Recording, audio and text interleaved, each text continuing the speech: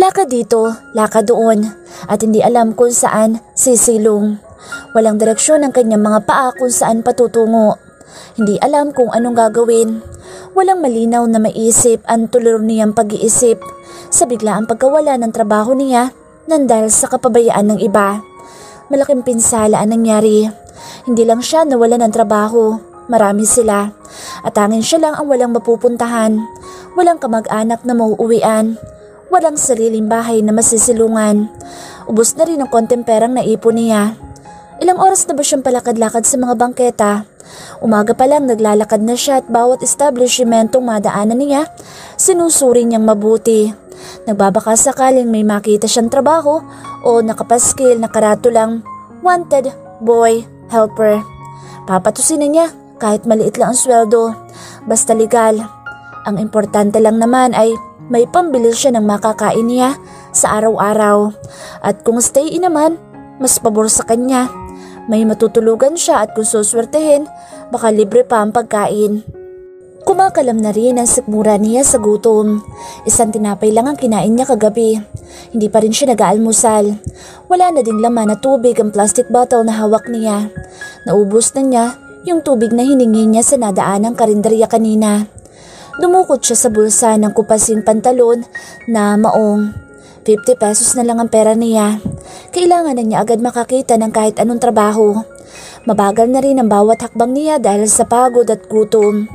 Dahil sa kultado niyang utak, hindi na gumagana ito para makapag-isip.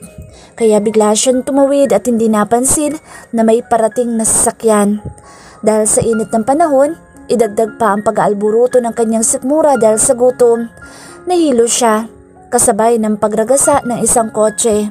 Saktong nahagip siya bago pa lang siya bumagsak sa sementadong kalsada.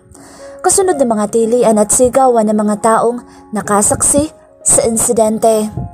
Ambulansya! Ambulansya! Tumawag kayo ng ambulansya! Sigaw ng mga taong lumapit sa pinangyarihan ng aksidente. Nagkagulong na ang mga tao sa kalsada at maging ilang mga motorista. Huminto rin at nakiusyoso na naging sanhi ng matinding trapiko sa kalsada. Naku, patay na yata. Dali kayo, isakay na ninyo yun. Sigaw naman ng ibang tao nakikiusyoso. Samantalang tulala naman sa loob ng kanyang kotse ang isang babae. Hindi niya alam ang gagawin. Kung hindi pa may sunod-sunod na kumatok sa bintana ng kanyang sakyan, hindi pa siya matatauhan. Ilang beses din niyang ipinilig ang ulo bago natauhan sa kaganapan. Naku, babae pala ang driver. Wika na isang matandang lalaking sumilip sa kanya. Miss, buksan mo na yung sakyan mo, dali. Dalhin mo na sa pinakamalapit na ospital yung taong nabangga mo. Sigaw naman ng isang lalaki. Bubuhatin na lang namin at nang madala mo na sa ospital. Ani ng isa pang lalaki. Oo nga miss, kung maghihintay ka pa ng rescuers, baka maubusan na ng dugo yung tao. Putok yung ulo eh. Sabat naman ng isa at itinuro pa ng isa nitong daliri ang tao nakahandusay sa semento. Palakad-lakad naman si Amara sa waiting area ng ospital. Kanina pa siya kinakabahan. Hindi niya alam ang gagawin. Natatakot siya. Baka mamatay yung lalaking nabundol niya. Bakit kasi hindi niya napansin yung lalaki? Nangangamba siya baka idemanda siya ng lalaki o ng pamilya nito. Natatakot siyang makulong. Bata pa siya. Ano nang gagawin niya? Ayaw naman niya ipaalam sa mga magulang niya. Baka mapagalitan pa siya lalo. Lalo ng kanyang papa. Ayaw nito sa kanya. Ayaw nito ng anak na babae kaya kahit kailan, hindi niya naramdamang minahal siya nito bilang anak. Hindi na daw kasi pwedeng magbuntis ang mama niya dahil may diferensya daw ito sa matres. Kaya nag-iisang anak lang siya. Lahat na may ginawa niya para paluguran ng ama pero wala pa rin. Kaya sa murang edad, natuto na siyang mabuhay mag-isa. Nung tumuntong siya ng college, nagpasasiyang bumukod na ng tirahan at nag-ipon. Nakakuha siya ng isang condominium unit. Nung bata pa siya, lagi niyang naririnig pag nagtatalo ang papa at mama niya, ang salitang pambayad utang lang daw siya. At siya ang kabayaran sa pambababae ng kanyang amang babaero. Bukod sa pagiging babaero, nagkakasino rin ang mga ito. Dati, noong bata pa siya, hindi niya alam kung anong ibig sabihin ng bayad utang ang isang anak na babae. hanggang naitanong niya sa professor niya sa psychology at doon niya nalaman ang ibig sabihin. Alam niyang babaero ang ama, kaya nga ilag siya sa mga lalaki. Ayaw niya ng tulad ng papa niya. Lagi niyang nakikita ang kanyang mama na umiiyak dahil sa pambababae ng papa niya. Naalala na naman niya ang sinabi ng kanyang abuelo kaninang tumawag ito. Sabi sa kanya, dapat daw mag-asawa na siya agad para may makatuwang siya sa pagpapatakbo ng mga negosyo ng mga ito. Ayon pa sa lola niya, baka daw kung mag-aasawa na siya, mapansin na din siya ng kanyang ama dahil magkakaroon na ng lalaki sa kanilang mansyon. Napakababaw na dahilan, katwiran niya. Paano siyang mag-aasawa kung nobyo ngayon wala siya? Asawa agad? Hindi naman porket babae siya wala na siyang kakayahang mag-handle ng business nila. Katunayan nga, sa 2 taon niyang pinangangasiwaan ito'y naiangat na niya kahit konti ang kanilang negosyo. Kumikita na ito kumpara noong ang papa at mama pa niya ang humahawak nito. Huwag naman sana siyang sisisihin kung bakit naging babae siya. Magsisikap siyang mabuti para mapalago ang negosyo nila. Ipapakita niya sa mga ito na kaya niya kahit na babae lang siya. Lahat gagawin niya para patunayang kaya din ng mga babae o mas mahigitan pa niya ang ginagawa ng mga lalaki. Napatayo siya nang biglang lumabas ang nurse sa silid kung saan sinuri ang lalaki na bangga niya. Kasunod nito ang isang doktor. Sinong kamag-anak ng pasyente? Tanong ng doktor. Ako po, Dok. Ako ang nagdala sa kanya dito. Ano po ba ang lagay niya? Tanong niya dito. May konting galos lang. Hindi naman malalim yung sugat niya sa ulo. Tumama lang yun sa isang matigas na bagay kaya nagdugo. Nahilo lang siguro dahil sa init ng panahon o maaari rin dahil sa gutom. Ani ng doktor. Pwede mo na din siyang makita. Mamaya lang ay magigising na din siya. Pakiinin mo na lang muna at painumin ng gamot. Dagdag pagsabi ng doktor sabay abot sa kanya ng papel. Nakahinga siya ng maluwag dahil sa sinabi ng doktor. Ano na kaya ang dapat niyang sabihin sa lalaki na bangga niya? Natatakot siya dito. Baka magalit ito o kaya ay ang pamilya nito. Ano sasabihin niya dito? Ihingi ba siya ng sorry dito? Sapat ba ang salitang sorry lang para dito? Kanina, nakausap na niya yung mga pulis na sumama sa kanilang nagatid sa ospital. Nagpaliwanag na siya dito. Totoo namang hindi niya sinasadya ang nangyari. Pero ang sabi ng pulis, sinadya man niya o hindi, nabangga pa rin niya ang lalaki. Ito daw ang kausapin niya at makipag-areglo. Kung papayag ito at ang pamilya nito. Pagpasok nila sa silid kung saan nakahiga ang lalaking kanyang nabangga, may benda ito sa ulo. May galos din sa muka at braso. Moreno at makinis ang balat nito. Matangkad at matipuno ang katawan nito. Matangos ang ilong. May kakapalan din ang mga kilay. Mahaba ang malalantik nitong pilik mata. Maganda ang hugis ng maninipis nitong mga labi na namumutla. May mga tumutubong mga balbas at bigote ito na nagbibigay dito ng nakakaakit na mukha. Mas gwapo ka siguro kung nakadilat ang iyong mga mata. Bulong niya sa sarili. Masarap din sigurong mahalikan ng maninipis mong labi. Piping bulong niya sa isipan. Napangiti pa siya dahil kung ano-ano ng kahalayan na naiisip niya dito. Namumutok din ang mga muscles nito sa braso na nakabakat sa may kanipisang suot na puting t-shirt. Naakit siyang haplusin na makinis nitong pisngi, kaya itinaas niya ang kanyang isang kamay at inilapat niya dito. Dahan-dahan niyang pinaglandas ang isang daliri sa matangos nitong ilong. Nang bigla ay dumilat ito. Sabay dakma ng lalaki sa kanyang kamay, kaya naman napatili siya sa gulat. Napakunot ng noo ang lalaki sa ginawa niya. Hindi nito binitiwan ang kanyang kamay kahit hinihila pa niya, at mas lalo pa nitong hinigpitan ang pagkakahawak sa palapulsuhan niya. Ang hindi niya inaasahan ay nang bigla siya nitong kinabig palapit dito, kaya nawalan siya ng balanse at napasubsob ang mukha niya sa matigas nitong dibdib. Anong ginagawa mo sa akin? Tanong nito habang nakatitig sa kanyang mga mata. Halos isang dangkal na lang ang layo ng mga mukha nila sa isa't isa. Dahil sa ginawa ng lalaki sa kanya, hindi siya makagalaw. Naestatwa siya na para bang may dumaloy na kuryente sa buo niyang katawan. Napangangapa siya sa gulat at tinitigan ang mga mata nito. Maganda ang pares ng abuhing kulay ng mga mata nito na para bang hinigop siya habang nakatitig din ito sa kanya. Natauhan lang siya nang yugyugin nito ang kanyang kamay na hawak nito. Sino ka? Bakit ako nandito? Ano nangyari sa akin? Anong ginagawa mo sa akin? Sunod-sunod nitong tanong sa kanya. Ano kasi? Nabangga kita kanina? Saad niyang nauutal. Nagsalubong naman ang makakapal na kilay nito sa mga narinig. Kaya napangiwi at natatakot na baka saktan siya nito. Sorry, hindi ko sinasadya. Sana'y mapatawad mo ko. Huwag ka mag-alala. Ako nang bahala sa lahat ng gastusin mo dito sa ospital. Bibilhin ko din lahat ng gamot mo. Patawarin mo lang ako. Please. At huwag mo akong idadamanda. Aalagaan kita hanggang gumaling ka. Okay na ba yun? Litanya pa niya dito na may kaba sa dibdib. Hindi pa rin ito binibitawan ng kanyang kamay. Natatakot siya. Baka kasuhan siya ng mga pamilya nito. Nagugutom ka ba? Gusto mo bilan kita ng kakainin mo? Hintayin mo na lang ako. Dugtong pa niya. Niloloko mo ba ako? Tapos ano? Iiwan mo ako dito? Nagdadahilan ka lang na bibili ng pagkain para makatakas ka dito. Anito sa mababang boses pero may diin ang mga pananalita nito. Mukhang galit ito. Hindi ako tatakas. Bibili lang talaga ako ng pagkain natin. Gutom na din kasi ako. Gusto mo iwan ko pa sa'yo yung bag ko? Andyan lahat ng importanteng gamit ko. Pwede mo akong ipapulis pag tinakasan kita. Ani niya dito. Inabot niya dito ang bag niya. Anong pangalan mo? Tanong nito sa kanya. Ako nga pala si Amara. Tugon niya dito. Yung buong pangalan mo, kailangan ko. Angel nito sa kanya. Amara Santiago. Sinabi pa niya dito kung saan siya nakatira para hindi ito mag-isip na kung ano-ano at pagkatiwalaan siya. Ikaw, anong pangalan mo? Anong ginagawa mo doon at bigla ka nalang tumawid? Tanong niya dito.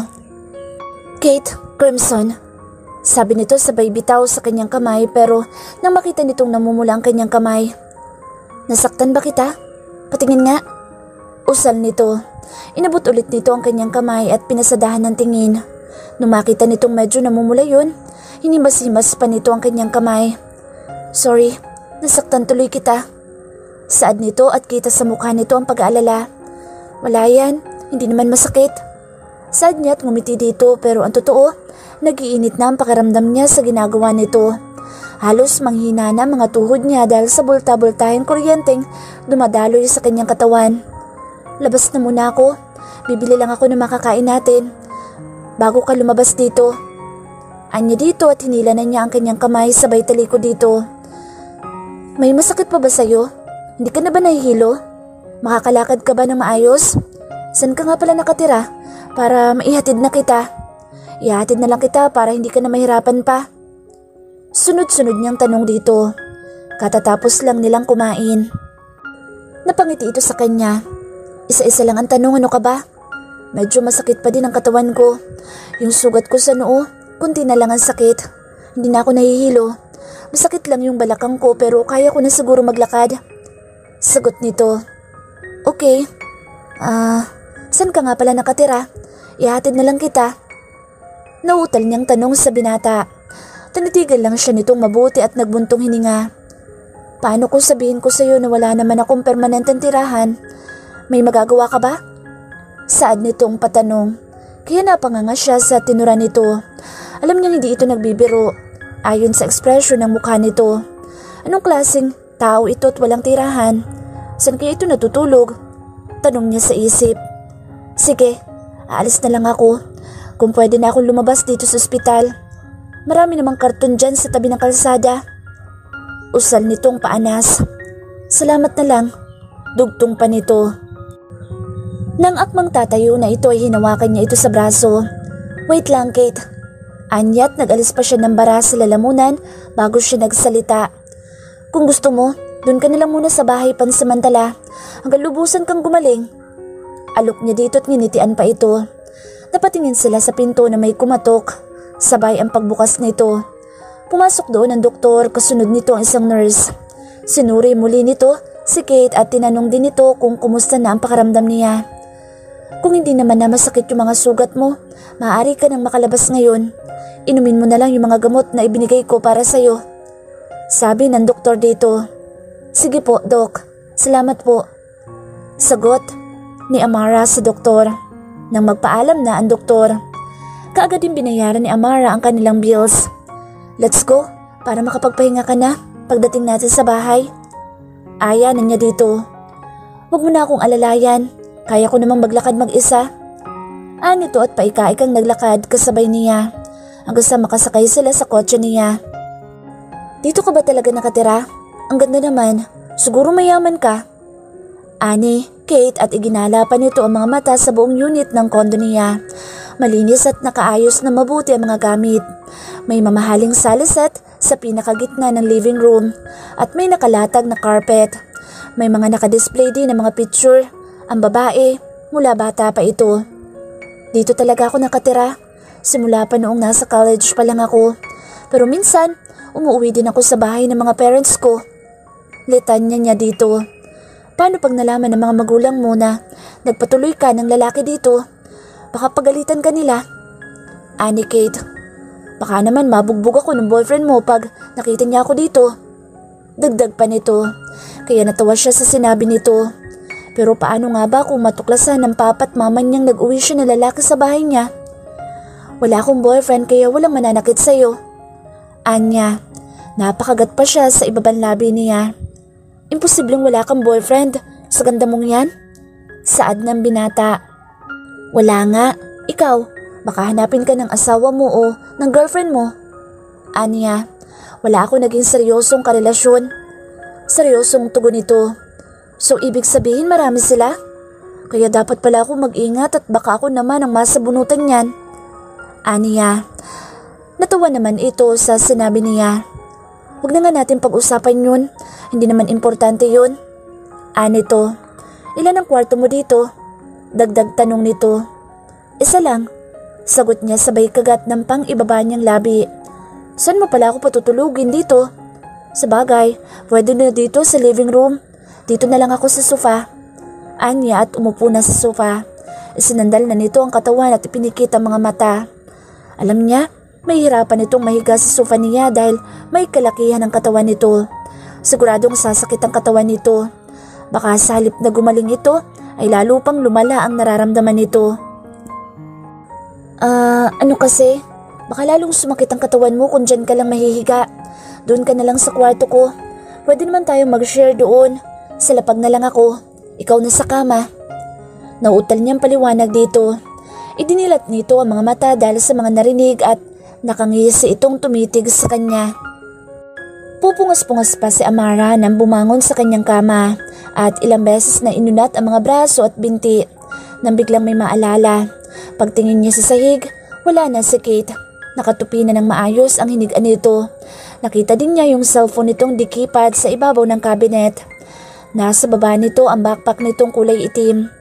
Buti na lang at inilagay sa loob ng sakyan niya ng mga tao iyon. Kung hindi, baka wala itong isuot na damit.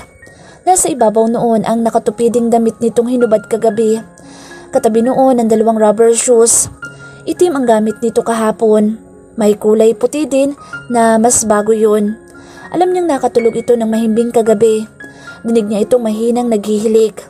Marahil sa pagod at sa iniinom nitong gamot.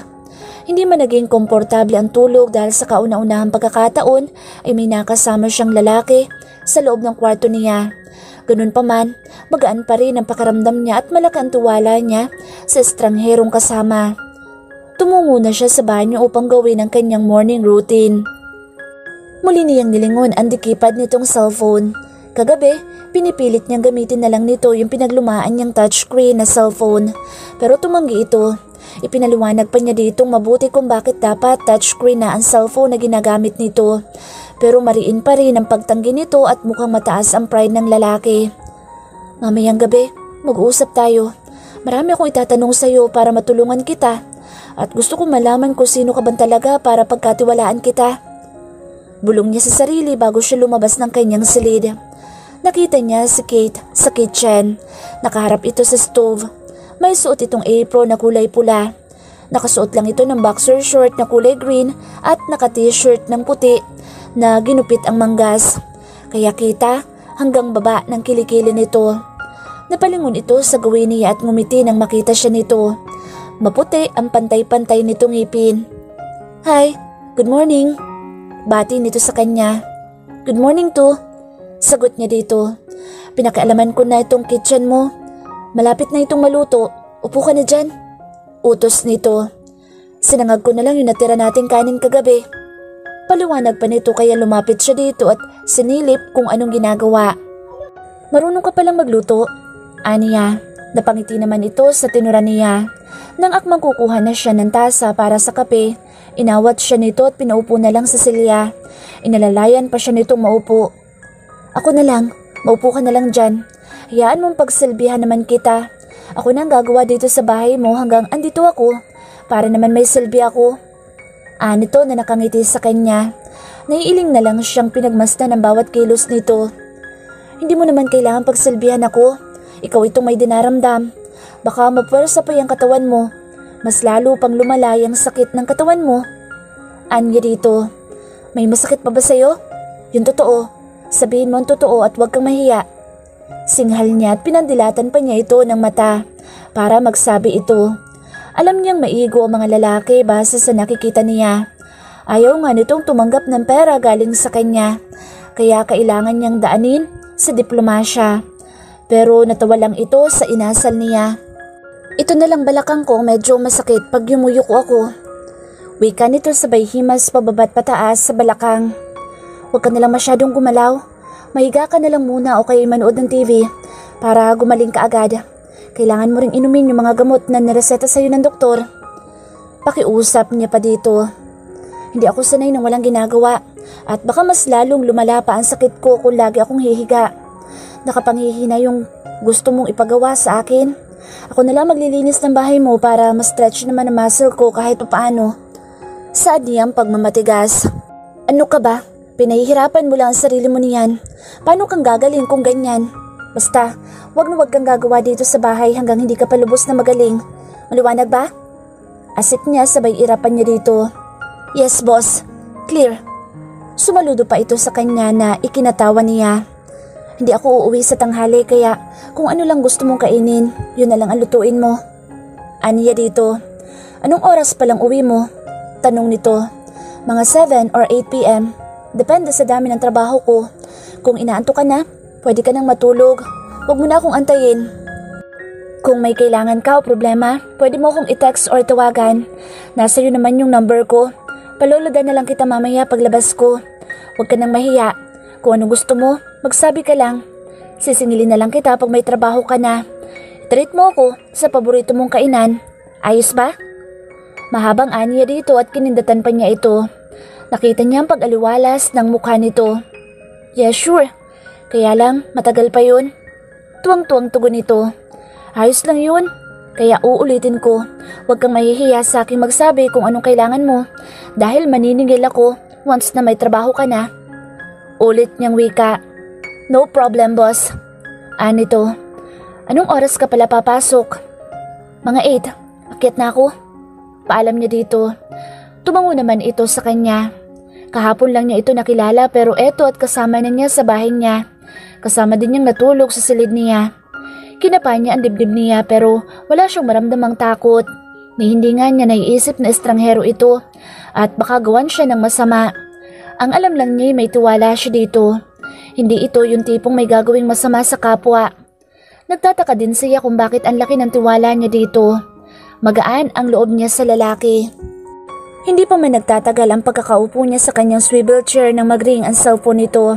Kaya agad niya itong hinugot sa bag.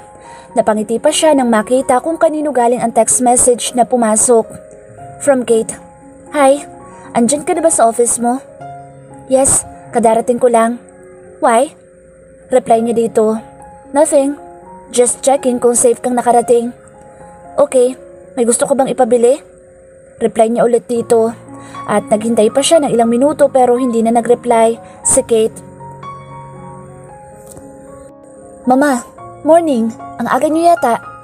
Bulalas niya dahil nagulat siya sa biglang pagsulpot ng kanyang ina sa office niya. Bakit? Hindi ba ako pwedeng pumunta dito nang walang appointment sa'yo? Ako ang ina mo. Bakit kailangan pa akong harangin ng sekretary mo? Nakataas kilay na reklamo ng kanyang ina. Hindi naman sa ganoon, ma. Marami lang talaga akong ginagawa kaya ayaw ko nang may iba pang pumapasok sa opisina ko. Anya na nakayuko at kunway abala sa dokumentong nasa ibabaw ng kanyang lamesa. May kailangan ka ba, ma? Dagdag tanong niya dito dahil hindi pa rin ito kumikilos sa harap niya. Alam na niya kung anong kailangan ng mama niya. Hindi nga niya alam kung bakit hanggang ngayon parang dalaga pa rin ang kanyang ina. Daig pa siya kung gumimik. Parang walang asawa at parang namumulot lang ng pera kung gumastos. Ang pagkakaalam niya, simpleng buhay lang meron ng pamilyang nagisna ng kanyang ina. Pero buhat daw ng napangasawa nito ang kanyang papa, naging maluho na ito at naging matapobre na rin. Napapailing na lang siya sa mga naiisip. Kaya nga porsigido siyang may angat pa ang kanilang negosyo para dito at nang hindi siya nito minamaliit. Kung tutuusin, tumaas nga ang income nila ngayon kumpara noong ang mga magulang pa niya ang humahawak ng negosyo nila. Dahil nag-iisa lang siyang apo ng kanyang lola, kaya buhat nang gumraduate siya ng college, isinabak na siya nito sa pagpapatakbo ng negosyo nito. Noong una, talagang nahirapan siya. Palagi nitong sinasabi sa kanyang kung ano ang mga dapat gawin. Hanggang sa natutunan na niya iyon at pagkaraan ng 1 taon, sa kanya na ipinamana ng kanyang lola ang pamamahala ng lahat ng negosyo nito. Kaya naman, mas nadagdagan pa ang sama ng loob ng kanyang mga magulang sa kanya, lalong-lalo na ang kanyang ama. Napabuntong hininga na lang siya sa pagbabalik tanaw. Galit nga sila sa akin, pero kung gumastos naman para namang wala nang bukas, wala namang naitutulong. Piping bulong niya sa isipan. Plano niyang maghigpit na ng konti para makaipon. Pandagdag niya para sa mga plano niya mga bagong project. Kailangan na din niyang kausapin ang mga stakeholder at mag-submit ng mga bagong proposal sa mga investors niya. Marami siya mga plano. Sisimulan na niya iyon at iisa-isahin niya ngayon. Una niyang kakausapin ang mga head department niya at humanap ng willing na mag-invest sa project niya. Nabigla pa siya nang tumunog ang cellphone niya. Alam niyang text message lang yun kaya hindi niya pinansin. Hindi importante iyon kaya tuloy lang siya sa pagtipas sa laptop niya. Ilang minuto pa ang lumipas nang may maalala siya kaya dali-dali niyang kinuha sa drawer niya ang cellphone niya. Hindi nga siya nagkamali. Kay Kate nga galing at nagtatanong ito kung kumain na siya. Kaya tinawagan niya ito. Nangingiti pa siya nang matapos ang pag-uusap nila. Masaya siya at may 1 taong concern sa kanya bukod sa lola niya. Ni hindi nga siya maalala ng kanyang mga magulang kung kumakain pa ba siya o pagod ba siya, may sakit ba siya. Wala itong pakialam sa kanya. Saka lang siya kukumustahin ang mga ito kung may kailangan sa kanya. Ang kwento ng lola niya nang nasa 8 gulang na ang kanyang ama nang kinuha nito ang dapat na mana sa lola niya. 50% ng ari-arian ng lola niyang napunta sa ama niya. Napalago naman daw ng papa niya iyon pero hindi daw nagtagal at nagpakasal daw ito sa mama niya. Ayon sa lola niya, maganda naman daw ang naging takbo ng negosyo ng mga ito. Hanggang sa mabalitaan na lang daw ng lola niya na lahat ng negosyong pag-aari ng kanyang ama ay bagsak na at may mga utang pa. Binigyan daw muli ng puhunan ng kanyang lola ang papa niya para makabangon. Pero lalo daw itong nabaon sa utang. Hanggang sa nabalitaan na lang daw ng lola niyang may isang nagmagandang loob dito na mag-invest ng napakalaking halagang pera para sa mga negosyo nito. Pagkaraan lang daw ng mahigit 1 taon, naubos lahat ng iyon at walang natira. Kaya napilitan ng lola niyang kunin ang papa niya at gawing supervisor sa kumpanya ng kanyang lola. Pero nang siya na ang pumalit sa pwesto ng lola niya, nagbitiw na ito. Ganon din ang mama niya bilang secretary nito. Sa pagbabalik tanaw niyang iyon sa mga kwento ng lola niya, napahilot na lang siya sa kanyang sentido. Sumasakit na ang ulo niya sa kaiisip ng kung ano-ano. May bisyo ang ama niya kaya wala nang matinong nangyayari dito. Nalulung na ito sa bisyo pero ayaw lang nitong aminin sa kanila. Kumusta naman ang trabaho sa opisina? Ayos ka lang ba? Hindi ka ba nahihirapang mag-isa mo lang na minamanage ang business niyo? Tanong ni Kate sa kanya habang naghahapunan sila. Talagang hinintay siya nito para sabay daw silang kumain. Ayos lang, sanay naman na ako. College pa lang ako ay tinetry na ako ni Lola. Aniya na may halong pagsisinungalin. Ako na magliligpit, magpahinga ka na lang. Saan nito nang matapos na silang kumain pero tinulungan pa din niya ito. May alam ka bang nanghihilot? Amara?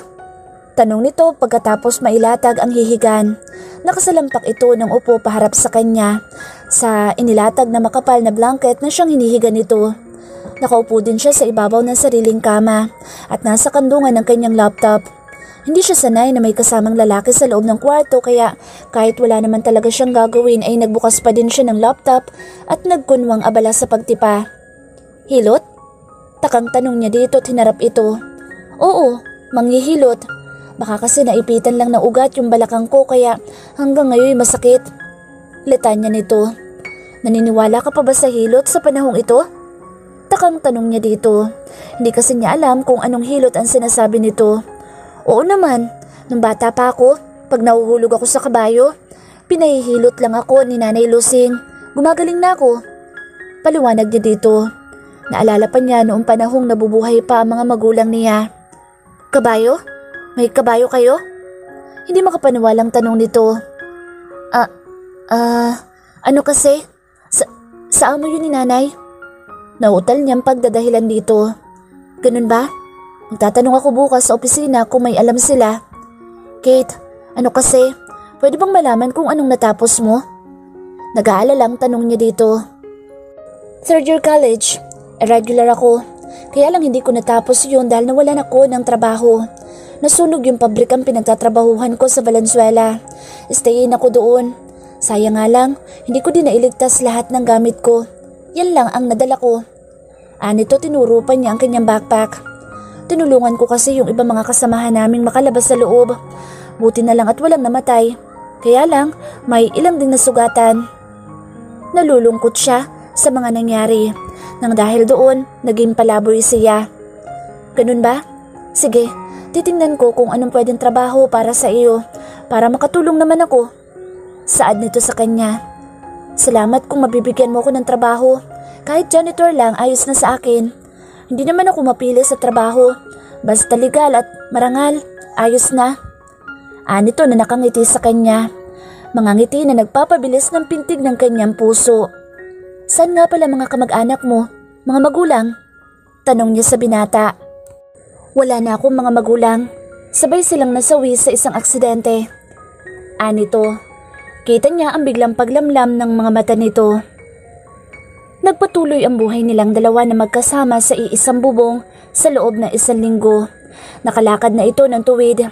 Hindi tulad ng dating paika-ika ito kung maglakad. Totoo nga sigurong napilayang lang ito. Halos sumigaw ito sa sakit ng hinihilot ng matanda.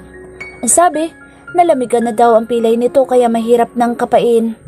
Pinadapa ito at sa kandungan pa niya ipinatong ang mukha nito dahil napagkamalan silang mag-asawa. Tuwang-tuwa naman ang magaling na lalaki na sumang-ayon sa manghihilot kaya ang higpit ng yakap nito sa bewang niya habang hinihilot ito. Alam niya nasasaktan ito dahil pinagpapawisan ito habang hinihilot ng matanda kaya wala siyang magawa kung hindi pakalmahin ito. Ang dating maluwang at walang kabuhay-buhay niyang bahay. Ngayon, pakiramdam niya'y masikip na para sa kanilang dalawa ng binata. Dahil sa tuwing magkakalapit sila, nag-iinit ang paligid niya na parang nagsisikip ang kanyang paghinga. Dahil sa kakaibang pintig ng kanyang dibdib. Kaya kung minsan, umiiwas siya dito. Dahil naaaswa siya sa presensya nito. Pero wala siyang magagawa dahil magkasama sila sa iisang kwarto. Ito ang nag-aasikaso ng lahat ng kailangan niya. Ito ang nag-aasikaso mula umaga hanggang gabi. Ang almusal niya hanggang sa hapunan. Mga dadaling gamit sa trabaho. Ang isusuot na damit hanggang sa pantulog. Lahat ito ang gumagawa. Para na nga silang dalawa, mag-asawa kung titingnan sila. Lagi din siya nitong tinatanong ng mga ginawa niya sa trabaho. Kung napagod ba siya. Kaya kung minsan napapaisip siya, paano na lang kung umalis na ito? Ano nang gagawin niya? Nasanay na siyang kasama ito lagi. Minsan nga, nahuhuli niya itong nakatitig sa kanya. Pag nagtama ang kanilang mga mata, ngingiti lang ito at mag-iiwas ng tingin. Hindi din niya maintindihan ang sarili niya. Kung minsan, laging lumilitaw sa balintataw niya ang imahe ng gwapong mukha nito. Kahit nasa trabaho siya, gusto niya itong kasama lagi. Gusto niyang nakikita ito. Kaya nga kung minsan, maaga siyang umuuwi para lang makasama ito. Namimiss niya ito. Bibigyan niya ito ng trabaho sa opisina niya para hindi na ito umalis sa bahay niya. Lahat gagawin niya para huwag itong umalis sa buhay niya. At makasama ng mahabang panahon. Pagkahatid ni Kate kay Amara sa may elevator ay pumasok na siya sa bahay. Inumpisahan niyang linisin ang buong bahay. Nasanay na siyang itong ginagawa araw-araw sa loob ng mahigit 1 linggo. Kaunting pahinga pagkatapos niyang gawin lahat ng dapat niyang gawin sa bahay ni Amara ay naliligo na siya. Hindi naman kalakihan ang bahay ni Amara. Sakto lang ito para sa isang taong tulad ni Amara. Kaya hindi siya nahihirapang linisin ito. Pumasok siya sa library ni Amara at kumuha ng isang librong babasahin bago siya tumungo sa rooftop ng building na araw-araw na niyang nakagawian. Dito siya nagbabasa upang malibang. Meron din siyang dahilan kung bakit dito siya naglalagi. Minatuklasan kasi siyang abandonadong fitness gymnasium na may mga lumang equipment. Sa tingin niya ay magagamit pa iyon kung maaayos. Gusto niyang makita at makilala ang may-ari ng gym dahil may nabuong plano sa isipan niya. Kailangan niyang may pagkakakitaan at hindi habang buhay ay aasa sa iba. Pag-akyat niya sa rooftop ng building ay nakarinig siya ng may kalakasang sound na nagmumula sa gym. Maluwang din ang pagkakabukas ng pinto nito na dating nakaawang lang. Alam niya sira iyon at hindi na isasara ang pinto. Kaya nga madalas niyang silipin ito tuwing aakyat siya dito. Kaya malalaki ang hakbang at may pagmamadali siyang lumapit doon at sumilip. Nakita niyang may 4 na kabataan doon na nagtatawanan na sa tingin niya ay hindi sanay mag-workout ang mga ito. Naiiling na lang siya. Pinapanood ang mga ginagawa ng 4 na kabataan hanggang sa nabaling ang paningin ng mga ito sa kanya. Ngumiti ang isa sa kanya kaya tuluyan na siyang pumasok. Nilapitan niya ang mga ito na may ngiti din sa mga labi. Sa inyo ba itong gym? Pambungad niyang tanong sa mga ito na may nakapaskil pa ring ngiti sa mga labi. Kay Kuya Andre po ito, pinsan ko. Lagi po ba kayong nagpupunta dito, kuya?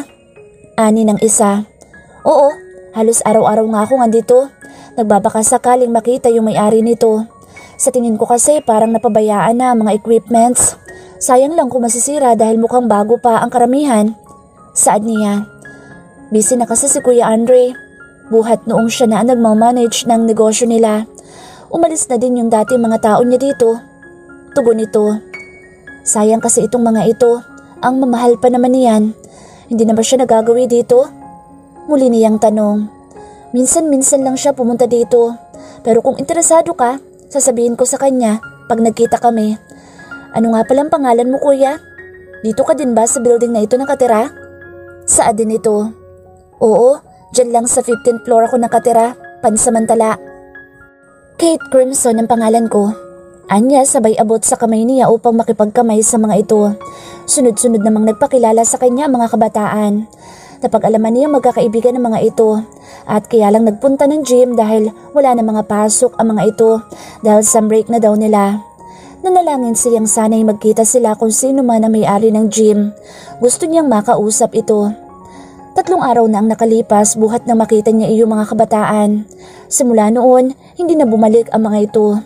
Napabuntong hininga na lang siya bago naupo sa isang bench na malapit sa pinto ng gym para basahin ang dala niyang libro. Pero hindi pa niya nababasa ang isang pahina nang may marinig siyang ingay na nagmumula sa loob ng gym. Kaya napatayo siya at sumilip sa loob. Nakita niyang nakaawang ng konti ang isang pinto doon kaya dahan-dahan siyang pumasok nang muli na naman siyang nakarinig ng parang may nahulog na bagay sa loob ng silid. Kaya nagmadali na siyang lumakad patungo doon. Bago pa lang siya makalapit sa pinto nang bumukas ito at iniluwa doon ng isang taong may dala ng kung ano. Anong ginagawa mo dyan? Ano yung dala mo? Sikmat niya dito. Sino ka? Bakit ka nandito? Magkasabay pa nilang tanong sa isa't isa. Sorry. Akala ko kasi napasok ng magnanakaw. Anya sa nauutal na wika. Napakamot pa siya ng kanyang batok sa hiya. Ako ang may-ari nito. Ikaw, anong ginagawa mo dito? Malumanay na nitong tanong sa kanya. Madalas kasi ako dito. Nakita ko yung mga equipment mo. Mukhang napabayaan na. Hindi na, nalilinis. Sayang naman kung hindi mapapakinabangan. Tugon niya at ipinakita niyang interesado siya sa gym nito. May alam ka ba sa workout gym? Tanong nito. 4 na taon ako nagtrabaho sa gym. Kaya nga, nang makita ko ang mga ito, nanghihinayang ako. Masyado nang makapalang alikabok. May mga kalawang na din yung iba. Anya habang inilahad pa ang kamay sa gawin ng mga equipments. Kung interesado ka, mag-usap tayo. Puntahan mo ako sa opisina ko. Nagmamadali kasi ako ngayon. Kinuha ko lang ang mga ito. Saan ka pala nakatira? Anong floor? Tanong nito. Sa 15th floor ako. Pansamantala nakatira. Saan bang opisina nyo? Andre, pakilala nito. Kate, Anya at nag-shake hands sila. Tatalikod na sana ito nang hinugot nito ang wallet at inabot sa kanya ang isang tarheta. Yung number sa likod sa baba ang tawagan mo. Sa sekretary ko iyon. Sige na, kailangan ko nang umalis. Anito at nagmamadali nang naglakad palabas ng gym. Naiwan siyang hindi alam kung anong sasabihin sa tuwa. Dahil tila dininig ng langit ang panalangin niyang makilala ang may-ari ng fitness gym. Salamat!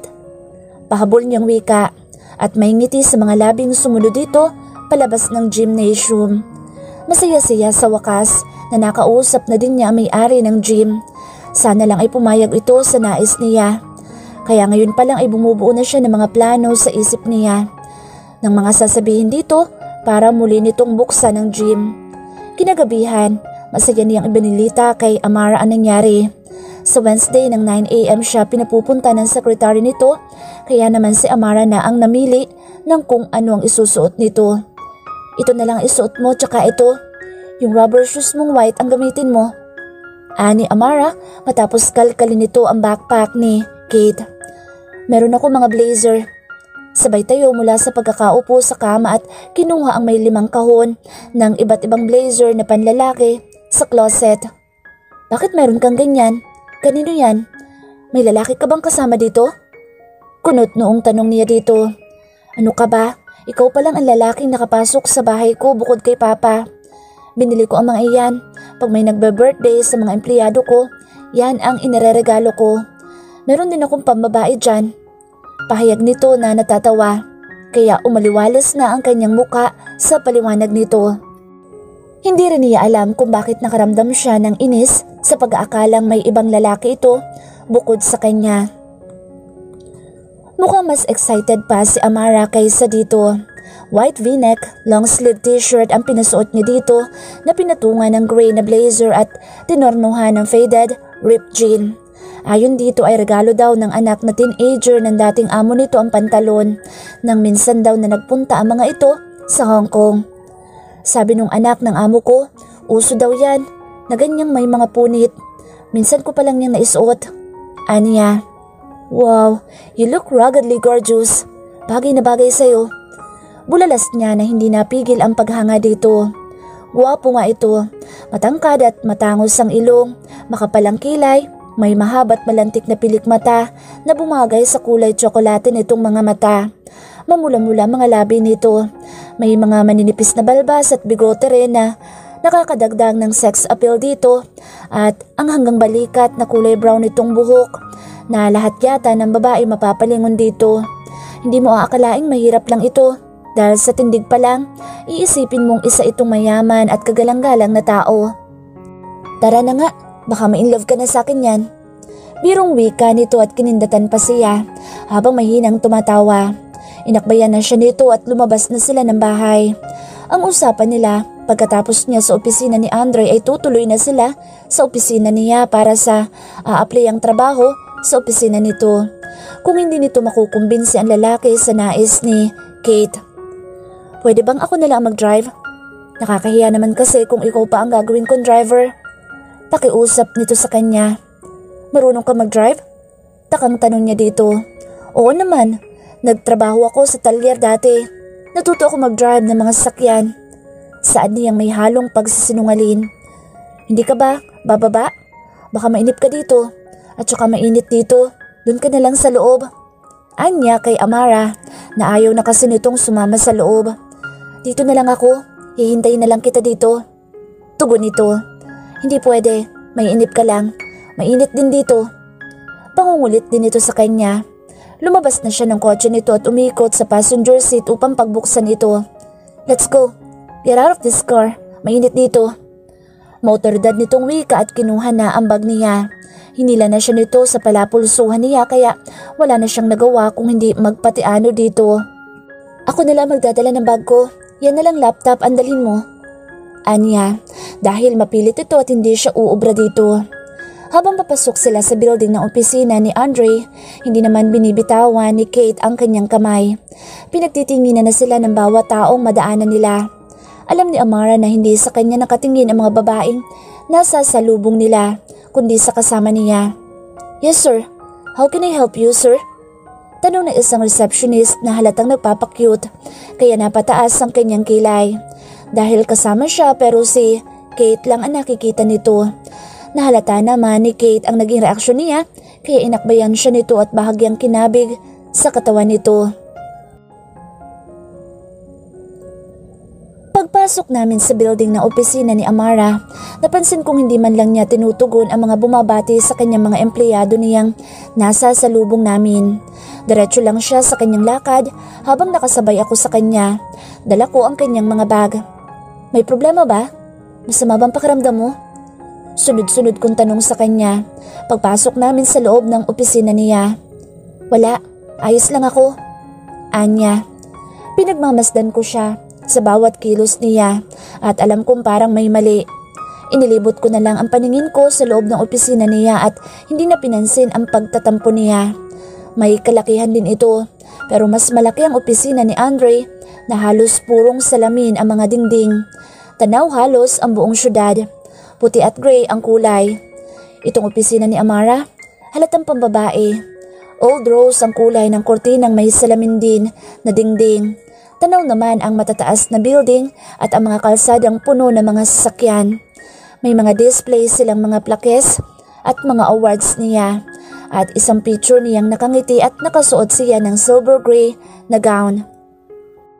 Pwedeng paggamit ng CR? Ani ko. Tumango naman siya at nilingo ng isang pinto sa bandang likuran niya. Pagkalabas ko ng CR, nakita kong may kausap na bisita si Amara kaya tumayo muna ako at nakiramdam. Nadinig kong nag-uusap sila tungkol sa negosyo kaya dahan-dahan na ako naglakad. Narinig kong tumikhim ang kausap ni Amara kaya napaangat ako ng tingin dito. Nakita ko din na namutla si Amara pero nakabawi din agad. Lola, si Kate po. Pakilala niya sa akin na nauutal. Mukhang natatakot siya sa lola niya. Kate, ang lola ko. Dagdag pa niya at alam kong kinakabahan siya. Hi po lola, good morning. Bati ko dito at kinuha ko ang isang kamay niya at nagmano ako at saka humalik sa kanyang noo. Nakita ko na milog ang kanyang mga mata kaya nangiti ako ng lihim. Naalala ko tuloy ang lola ko sa kanya. Gustong-gusto niyang nilalambing siya ng kanyang mga apo. Sabi nila, mas mahal daw ng mga lola at lolo ang mga apo kaysa mga anak nito. Napansin ko nagpalipat-lipat ng tingin ang lola ni Amara sa amin. Tiningnan din niya ako mula ulo hanggang paa na parang kinikilatis ako. Nakatayo lang ako sa harap niya. Maupo ka iho, nahihirapan akong tingalain ka. Utos nito. Sa taas niyang 6'2", talagang titingalain siya nito. Lola, bulalas ni Amara. Wala naman ako sinasabi apo, nasa hustong gulang ka na. Ano tong may ngiti sa mga labi. Ikaw ba iho, ilang taon ka na? Taga saan ka ba? Sunod-sunod niyang tanong sa akin. May pilyang ngiti rin siya sa mga labi. 23 na po ako. Buhat po nang mamatay ang mga magulang ko sa isang aksidente, wala na po akong permanenteng tirahan. Pag-amin niya dito, napatutop naman ang bibig ito. Sorry for your loss, usal nito. Nakakalungkot naman at sabay pa silang nawala. Dagdag pa nito. Nakipag-usap pa ito kay Amara tungkol sa negosyo nila. Minsan, tinatanong din siya nito at matapat naman niyang sinasagot ito. Bueno, hindi na ako magtatagal. May kikitain pa ako. Maiwan ko na kayo dito. Wika nito na nakatingin sa kanya. Inihatid pa niya ito sa pinto at bago pa ito makalabas ay nagmano siya ulit dito. Nakita niya pang may sumilay na ulit na pilyang ngiti sa mga labi nito. Nang sumunod na mga araw, naging abala na si Kate sa gym ni Andre. Simula na magkausap sila nito. Kinontak din niya ang dalawang naging kaibigan sa dating pinagtatrabahuhan at alam niyang pwedeng pagkatiwalaan ang mga ito. Pre, salamat at kami naisipan mong bigyan ng trabaho. Ani ng isa niyang kaibigang si Carlos. Oo pre, salamat din. Ang hirap humanap ng trabaho ngayon. Sabat din ng isa pang si Juancho. Wala yun. Pasensya na at maliit lang pasweldo sa ngayon. Wala pa kasing kita. Sagot niya sa mga ito. Lahat ng mga equipment, isa-isa niyang sinuring mabuti. Inilabas niya ang mga hindi na pwedeng gawin. Inilista niya kung ano ang pwede pang magamit at kung ano ang hindi para mai-report niya kay Andre at sinabi nito na bibili na lang ng bago kung hindi na magagamit.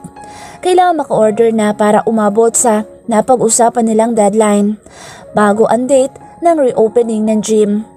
1 buwan ang hinihingi niya kay Andre para maisaayos lahat ng kailangan. Napansin niyang sira na ang karamihan ng pang martial arts equipment, mga boxing bag at nilingon niya ang 4 na magkakaibigan. Seryoso ang mga ito sa ginagawa, lalo na yung pinsan ni Andre. Nag-volunteer kasi ang mga kaibigan nito basta daw turuan lang sila ng martial arts ng libre. Nakikita niya ang sarili niya dito. Ganoon din siya noong una. Boy lang siya, tagabili ng tubig sa isang gym. Naging janitor at nang tumagal, naging instructor. Sumali din siya sa mga bodybuilder competition, sa taekwondo, at marami din siyang sinalihang competition noon sa pamimilit ng mga kaibigan at ng may-ari ng gym. Nalungkot siya sa pagbabalik alaala. Nangihinayang siya dahil doon siya natuto ng maraming bagay. Nagkaroon ng mga kaibigan na itinuring niyang mga pamilya. Nagsara ang gym dahil nag-migrate na sa Canada ang buong pamilya na may-ari ng gym. Umorder na lang siya ng kanilang pananghalian dahil wala namang magluluto. Tutal, nagbigay naman ng pera si Andre para sa mga kakailanganin nila at kung kulang pa daw, magsabi lang daw siya. Pero lahat ng expenses nila ay nililista niya. Ayaw niyang mawala ng tiwala ito sa kanya. Mahirap na. Hindi niya sisirain ang tiwalang ibinigay nito sa kanya. Kain na muna tayo, mamaya na ulit. Aya niya sa mga ito. Masaya silang nagkukwentuhan habang kumakain. Palabiro din kasi yung dalawa niyang kaibigan. Nakakaalis pagod pag may mga kaibigan kang nagpapasaya sa'yo. Yung hindi ka nila hinuhusgahan. Yung nandyan sila sa oras ng kailangan mo sila.